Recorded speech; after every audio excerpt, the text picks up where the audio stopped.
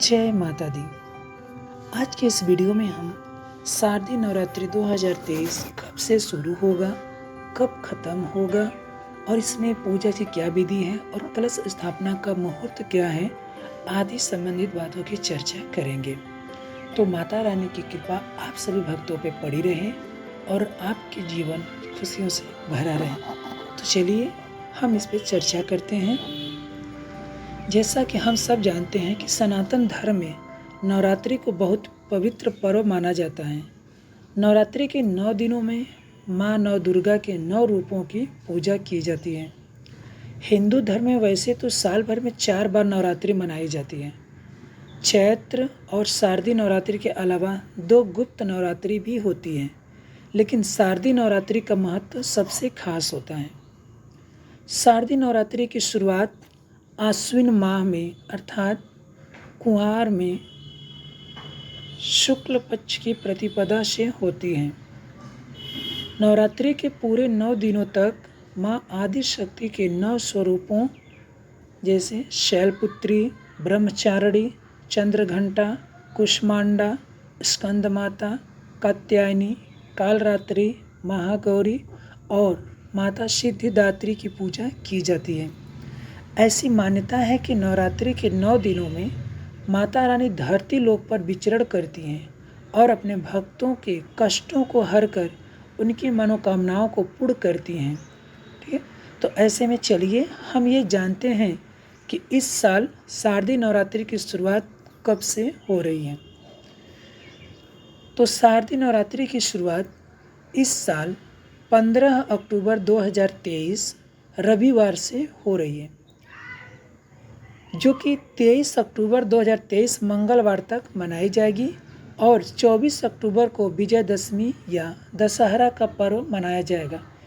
इस साल शारदीय नवरात्रि पूरे 9 दिन की नवरात्रि होगी। ठीक है, अब शारदीय नवरात्रि की अगर प्रतिपदा तिथि की चर्चा करें तो आश्विन माह के शुक्ल पक्ष की प्रतिपदा तिथि की शुरुआत 14 अक्टूबर 2023 शनिवार को रात 11:24 से प्रारंभ हो रही है। यह तिथि 15 अक्टूबर रविवार को देर रात 12:32 पर समाप्त होगी। उदया तिथि को देखते हुए शारदीय नवरात्रि 15 अक्टूबर रविवार से शुरू होगी और इसी दिन कलश स्थापना भी किया जाएगा। ठीक है, अब कलश स्थापना का मुहूर्त क्या है और उसको कैसे करना है, अब इसकी चर्चा करते हैं। तो शारदीय नवरात्रि की कलश स्थापना का जो मुहूर्त है वो नवरात्रि की प्रतिपदा तिथि के दिन कलश स्थापना का शुभ मुहूर्त बना है, जो 15 अक्टूबर को 11:44 से दोपहर 12:30 तक है। कलश स्थापना के लिए इस साल केवल 46 मिनट का समय रहेगा। इस मुहूर्त में आप कलश स्थापना कर सकते हैं। ठीक है, ध्यान दीजिएगा। अब कलश स्थापना की विधि क्या है, हम इसकी चर्चा करने वाले हैं। तो चलिए जान लेते हैं कलश स्थापना की विधि। तो शारदीय नवरात्रि के पहले दिन सुबह उठकर स्नान आदि करके साफ वस्त्र पहन लें। फिर मंदिर की साफ सफाई कर लें, गंगा जल छिड़क लें। मंदिर नहीं है तो आप जहाँ घर में अपना कलश स्थापना कर रही हैं उसको बढ़िया से धो धा दें, साफ सुथरा कर दें और वहाँ पे गंगा जल छिड़क लें। उसके बाद इस पात्र पर जल से भरा हुआ एक कलश स्थापित कर लें। पहले इसके बाद लाल कपड़ा ले लीजिएगा, जिसको बिछाकर उस पर थोड़े चावल रखें। मिट्टी के एक पात्र में जौ को बो दें। ठीक है, उसके साथ ही इस पात्र पर जल से भरा हुआ कलश स्थापित करें। कलश में चारों ओर आम या अशोक के पत्ते लगा लें और स्वास्तिक बना सकते हैं। ठीक है, बना दीजिए। फिर इसमें साबुत सुपारी, सिक्का और अक्षत डाल लें। एक नारियल पर चुनरी लपेटकर कलवा से बांधें और इस नारियल को कलश के ऊपर रखते हुए माँ जगदम्बे का आवाहन करें। फिर दीप जलाकर कलश की पूजा करें। ठीक है, इस प्रकार हम कलश स्थापित करेंगे।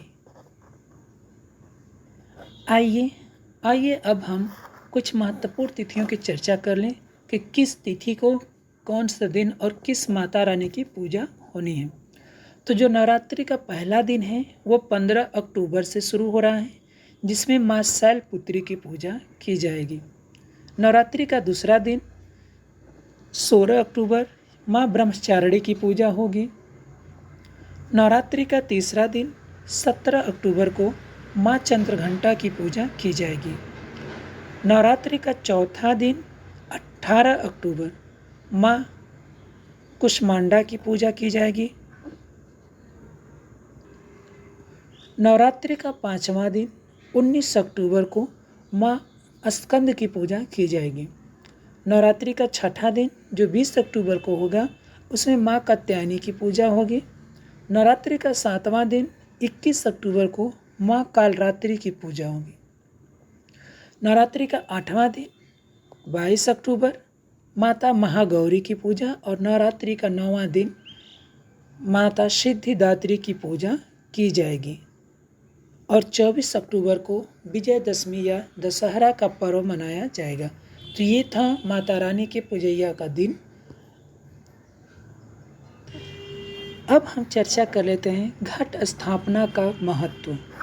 तो नवरात्रि में घट स्थापना का महत्व, कलश में हल्दी की गांठ, सुपारी, दुर्वा, 5 प्रकार के पत्तों से कलश को सजाया जाता है और कलश के नीचे जैसा कि मैंने बताया आपको कि मिट्टी टिरक के उसमें जौ बो दिया जाता है और इसके साथ ही दुर्गा सप्तमी या माँ दुर्गा चालीसा का पाठ भी किया जाता है। ठीक है, अब हम चर्चा करते हैं पूजन की विधि को।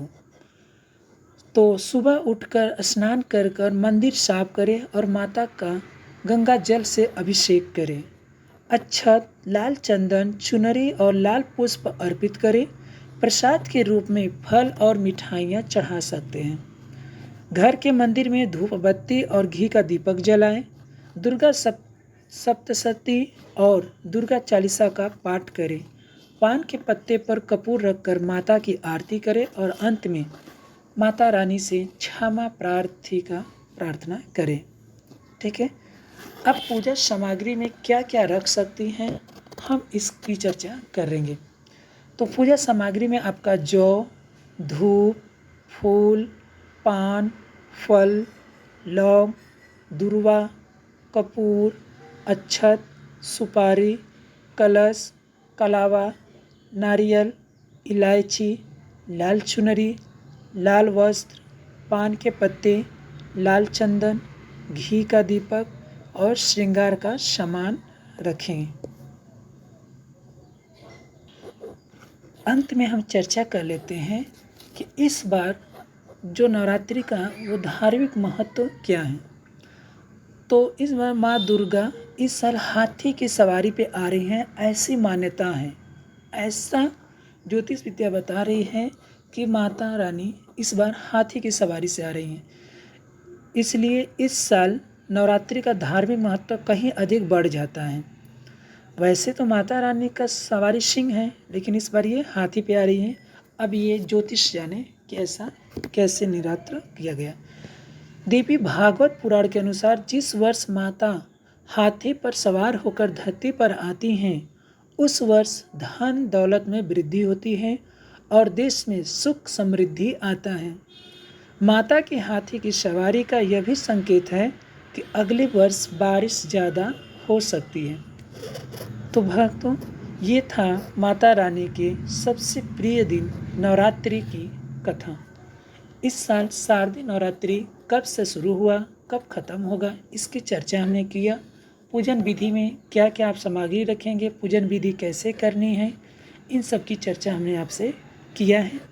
तो उम्मीद है कि आप माता रानी का पूजा पाठ अच्छे से करेंगे। माता रानी आप पे अपनी कृपा बनाए रखें, ये मेरी माता रानी से भी प्रार्थना है।